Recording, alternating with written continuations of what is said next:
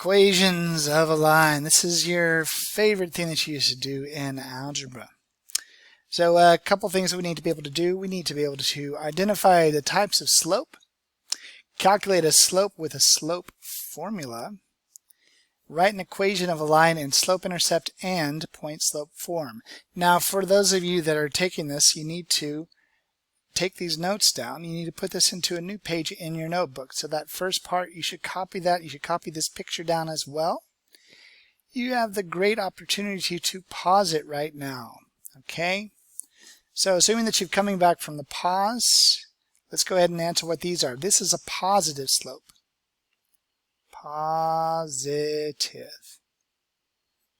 From left to right, it increases. This is negative. Negative. That's a not great way of writing it. And this is a zero slope. It's zero slope because it's flat, like a plane. And this is an undefined slope because it is vertical. There is no run. Remember, slope is rise divided by run. But if it doesn't run, you're dividing by 0, which is undefined. Okay? Very often, these two, zero and undefined slopes, get confused. The way you can remember this is to not get them confused is because 0 means there is no slope, which means it's flat. Where undefined means, in fact, there's an infinite amount of slope, like sliding down a fire pole. Okay? Going a little bit further, let's talk about the next bit. How to use the slope formula. So for any line that passes through the points x1, y1 and x2, y2, the slope of the line is m equals y2 minus y1 over x2 minus x1. So to do this, in other words, what we need to do is we need to determine which one we're going to call x1, y1 and which one we're going to call x2, y2. Now in this particular case, I'm going to tell you that it doesn't matter which one you say is which. The reason for this is because it's a good formula and it can be used in either case. But for this situation, I'm going to say that x1 and y1 go with these values, 4 and 2. So x1 is 4, y1 is 2. Okay? x2 and y2 go with 3 and negative 1. So I have the values of x1 and y1 and x2 and y2. Now I'm going to substitute, meaning I'm going to write that in. So y2 minus y1, oops,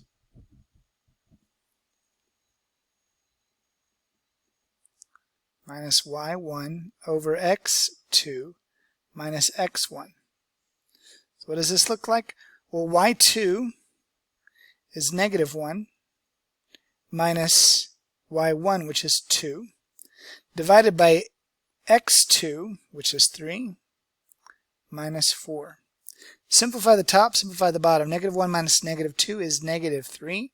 3 minus 4 is negative 1. Looking at this, I see a negative and a negative. That's going to cancel out to positive. And then I see a 3 over 1. Now 3 over 1 might be how you wrote that in Algebra 1, but in geometry we just write that as a simple 3. Okay? So our slope on that first one is 3. Let's see if we can try the next one. We have a slope of negative 5, 10 and 5, 2. Now it might be easier for me to type some of this stuff in versus draw it, and I think that you guys will probably appreciate that as well. So my point x sub 1, y sub 1 is, let's say that's negative 5, negative 10. Okay? And my point x sub 2, y sub 2, we'll say that one is 5, 2. Okay? So using my formula, so writing y2 minus y1 over x2 minus x1, being careful to make sure that I import everything exactly correct. So y2 is 2 minus y1, which was negative 10. So 2 minus negative 10 divided by x2, which is 5, minus negative 5. Okay? Now something happens when we have numbers that are dividing by, we have subtracting a negative. Subtracting a negative, remember, is the same as adding a positive. So 2 minus negative 10 is the same as 2 plus 10. And 5 minus negative 5 is the same as 5 plus 5. Well, 2 plus 10 is 12. And 5 plus 5 is 10. Okay. If I divide the top and the bottom by 2, I end up with 6 over 5. And that's my reduced answer, 6/5. We don't want to leave something in unreduced terms if we can. We always want to make sure that we have a positive value in the denominator. If it's negative, it needs to have a negative in the numerator or in the front. Okay? On to the slope-intercept form. Take a little time, pause to write that out. Y equals mx plus b. M is the slope. B is the value of the y-intercept. In other words, b, the y-intercept, that point is at 0, b. Okay? So, looking at this, how do we proceed? Okay, our slope is 2/3, and it goes through the point 0, -4. So I know that this value here, -4, is b. Okay, so b equals -4. And now the slope is 2/3, so m equals 2/3. So to write this out, I simply write y equals 2/3 x plus -4. Now, I don't like plus -4 for the simple reason as there's two signs. You only need one. What I'd prefer that you go to is write it as y equals 2/3 x minus 4. Okay? Now, when you are answering a question in free response, and if you decide to put it as plus -4, it will not mark that correct. You have to choose one sign. So this is correct. This is work in progress, but I don't stop here.